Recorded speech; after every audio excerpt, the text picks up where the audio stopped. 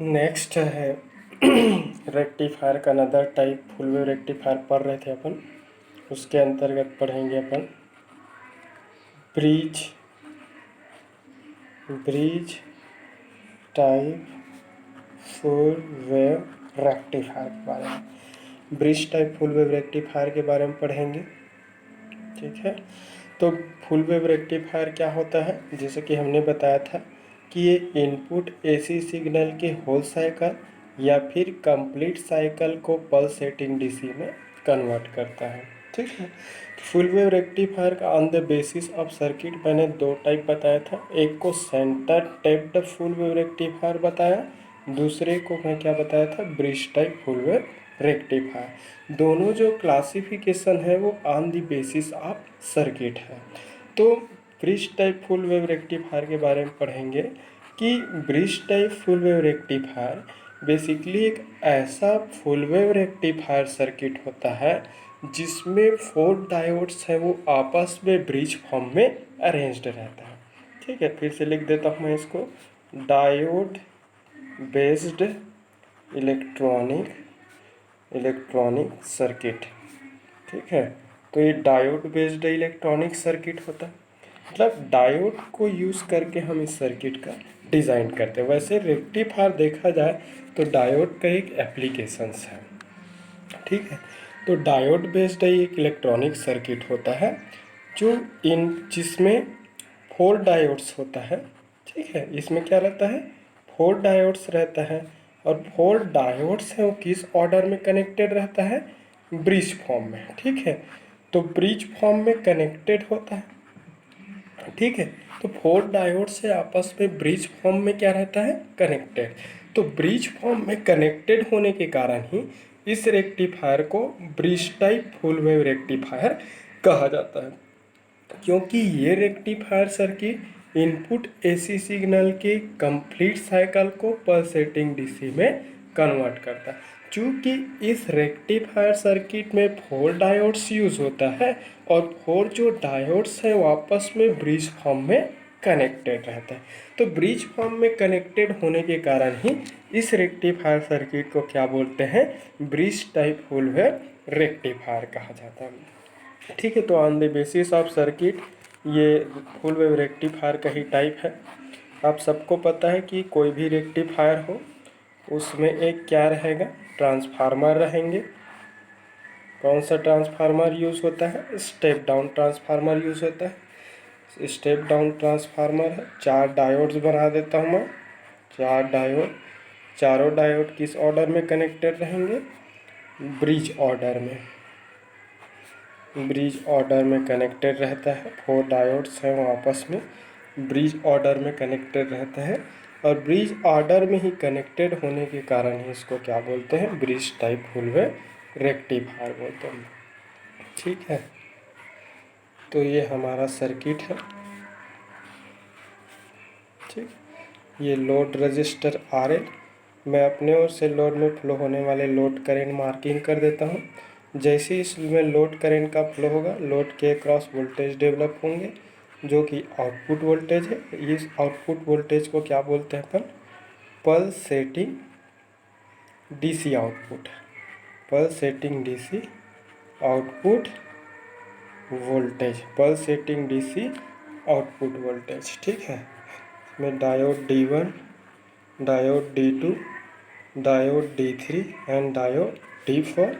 ये ट्रांसफार्मर है, ये इनपुट एसी सिग्नल है, एसी सिग्नल वह इनपुट एसी सिग्नल है जिसे हमें पल्स सेटिंग डीसी में कन्वर्ट करना है। ठीक है, ये ट्रांसफार्मर का प्राइमरी वाइंडिंग, इसको मार्किंग कर देता हूँ AB। जिस वाइंडिंग में हम external input AC signal apply करते हैं उसी को हम प्राइमरी वाइंडिंग बोलते हैं, जिसको मैं AB मार्किंग किया हूँ। जिस वाइंडिंग में हम लोड को कनेक्ट करते हैं उस वाइंडिंग को बोलते हैं सेकेंडरी वाइंडिंग। तो CD क्या है, सेकेंडरी वाइंडिंग है। सर्किट में 4 डायोड्स यूज हुआ है, D1, D2, D3 and D4। चारों डायोड्स है वो आपस में ब्रिज ऑर्डर में कनेक्टेड है। इस कनेक्शन का ही नाम ब्रिज है।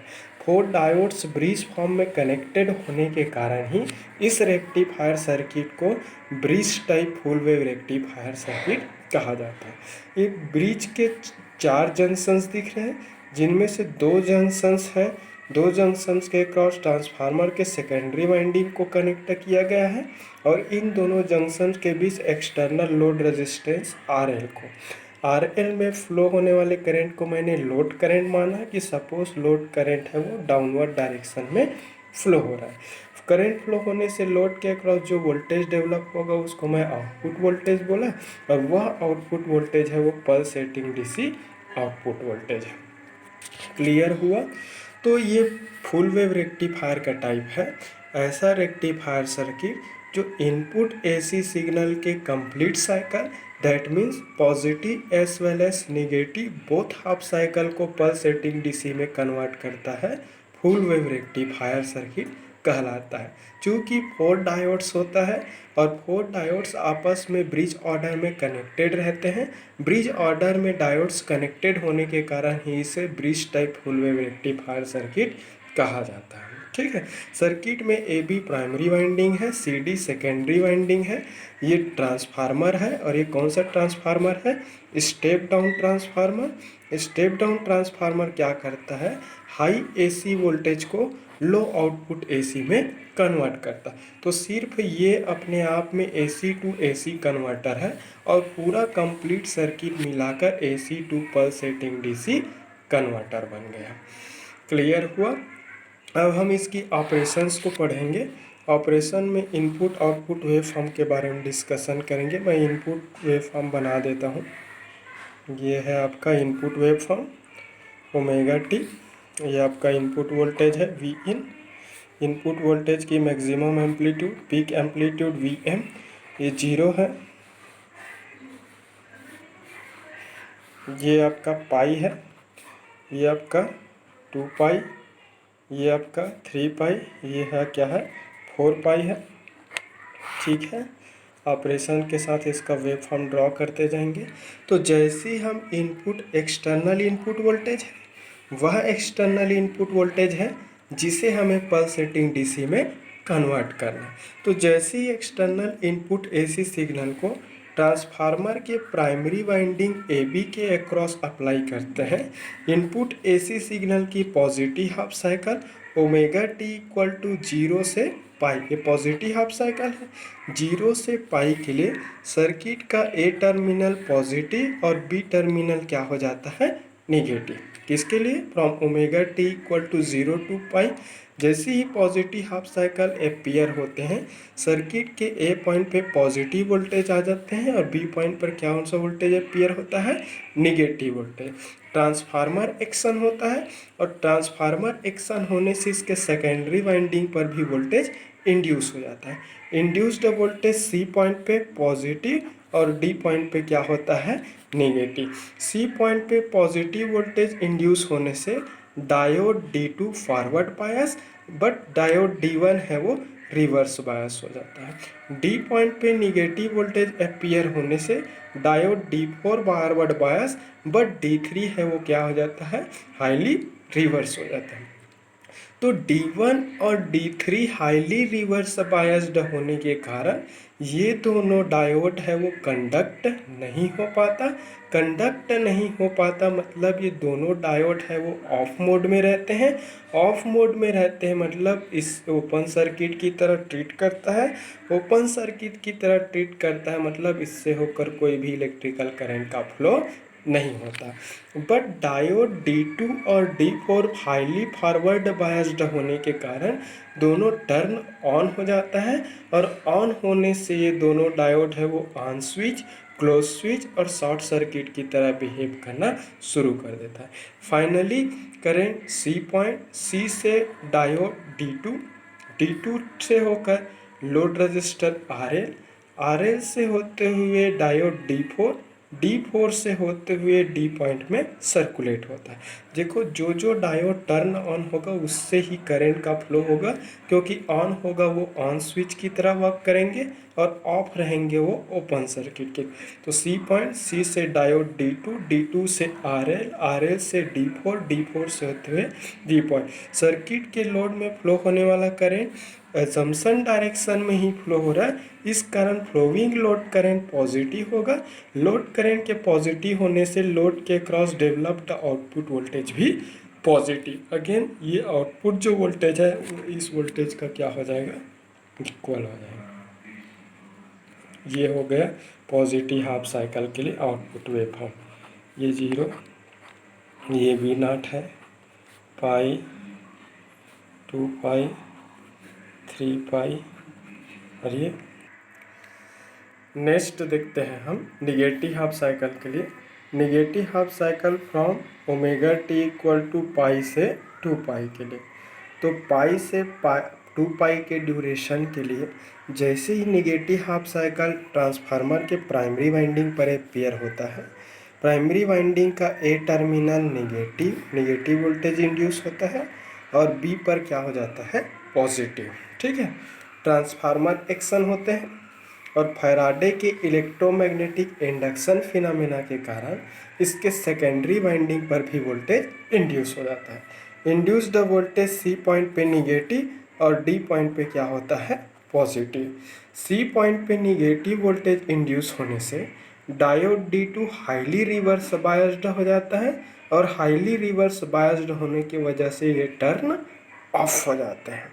बट डी पॉइंट पे पॉजिटिव वोल्टेज इंड्यूस होने से डायोड D4 है वो हाईली रिवर्स होने की वजह से ये भी क्या हो जाता है, टर्न ऑफ हो जाता है, क्योंकि पहले ये दोनों ऑन थे, अब ये दोनों हाईली रिवर्स हो रहा है और ये दोनों हाईली रिवर्स बायस्ड होने की वजह से दोनों क्या हो जा रहा है, टर्न ऑफ हो जा रहा है। बट सी पॉइंट पे इंड्यूस्ड निगेटिव वोल्टेज के कारण डायोड D1 है वो फॉरवर्ड बायस और डी पॉइंट पे पॉजिटिव वोल्टेज इंड्यूस होने से डायोड D3 है वो भी क्या हो जा रहा है, फॉरवर्ड बायस। तो D1 और D3 है वो फॉरवर्ड बायस्ड, बट D2 और D4 है वो हाईली रिवर्स। तो D2 D4 हाईली रिवर्स्ड होने के कारण दोनों क्या हो जाएंगे, टर्न ऑफ हो जाएंगे। टर्न ऑफ हो जाएंगे मीन्स दोनों ओपन सर्किट की तरह ट्रीट करेगा।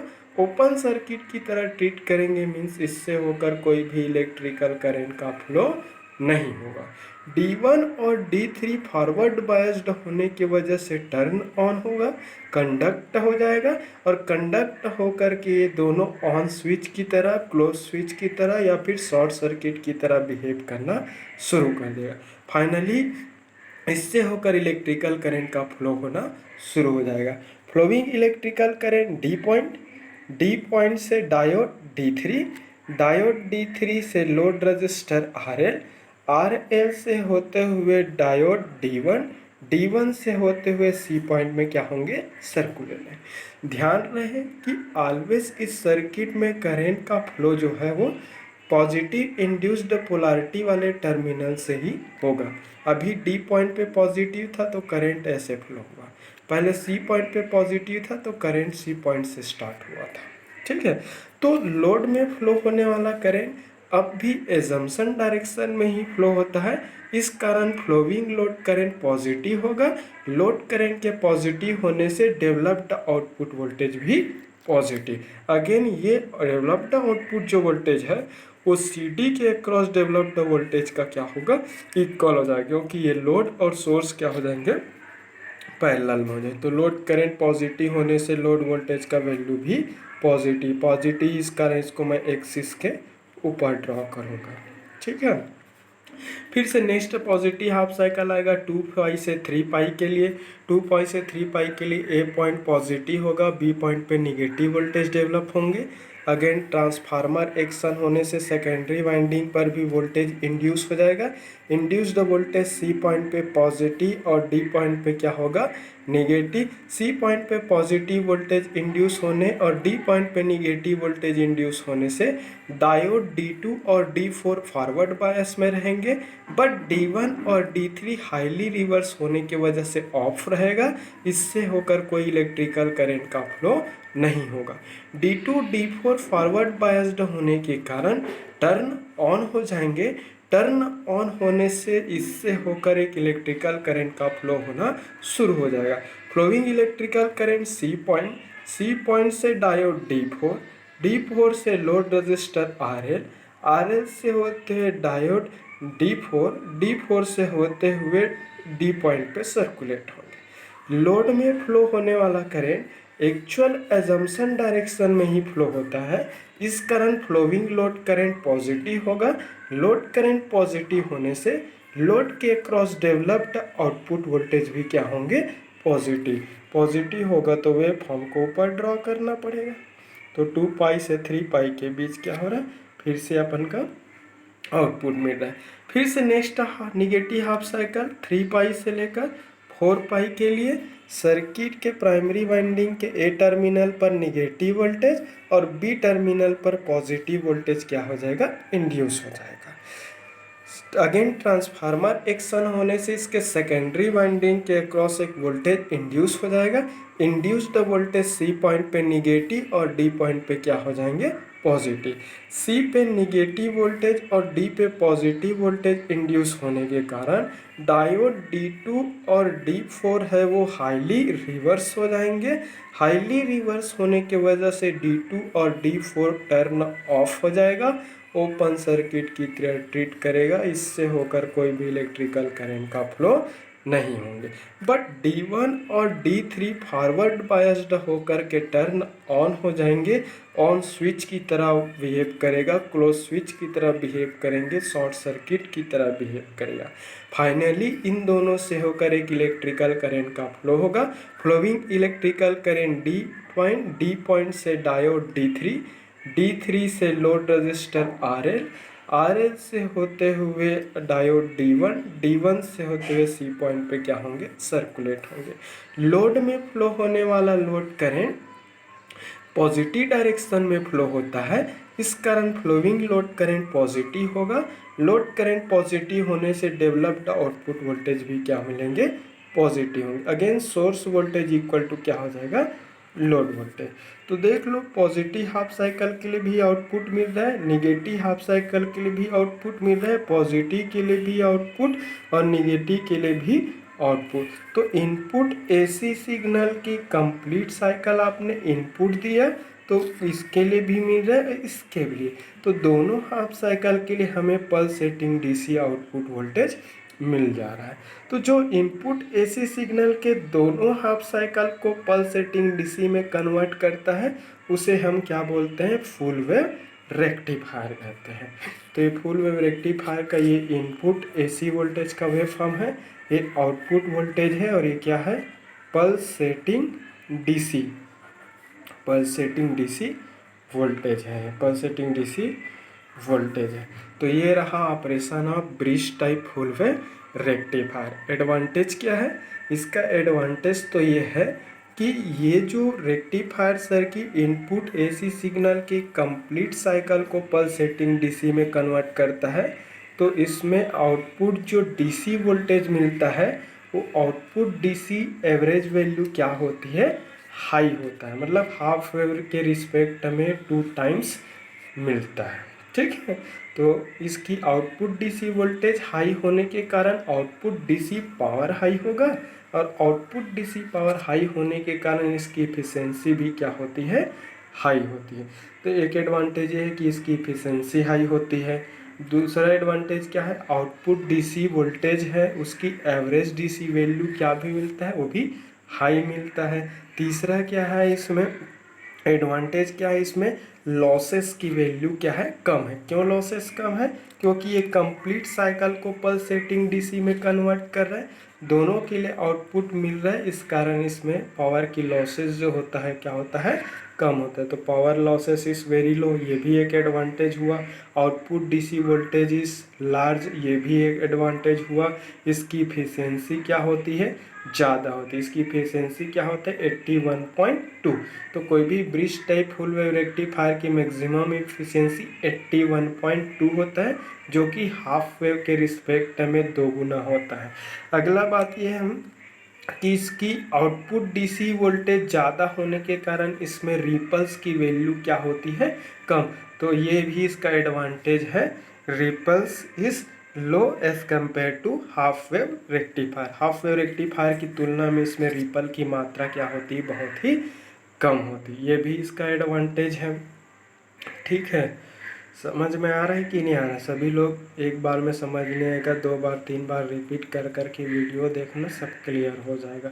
तो ये इसका एडवांटेज है, ripple is very low, losses is low, efficiency is very high, output DC power is high, the average DC value is also high as compare to half wave rectifier. तो half wave rectifier की तुलना में क्या है, ये इसकी efficiency वगैरह है वो बहुत सारी चीज़ है वो क्या है, अच्छी होती है। क्लियर हुआ? तो ये इसकी एडवांटेज है। ठीक है, तो इसको पढ़िए, समझिए, देखिए। ये ब्रिज टाइप है, ब्रिज ऑर्डर में कनेक्टेड होने के कारण इसको ब्रिज टाइप बोलते हैं। ठीक है, इसमें स्टेप डाउन ट्रांसफार्मर यूज़ हुआ है, 4 डायोड यूज़ हुआ है, लोड रजिस्टर यूज़ हुआ है। हमेशा सर्किट में याद रखेंगे वोल्टेज की पोलैरिटी, करंट की डायरेक्शन को हमेशा शो करना, जहाँ पर भी हो एक एक चीज़ को मेंशन करते जाइए। ठीक है, थैंक यू वेरी मच।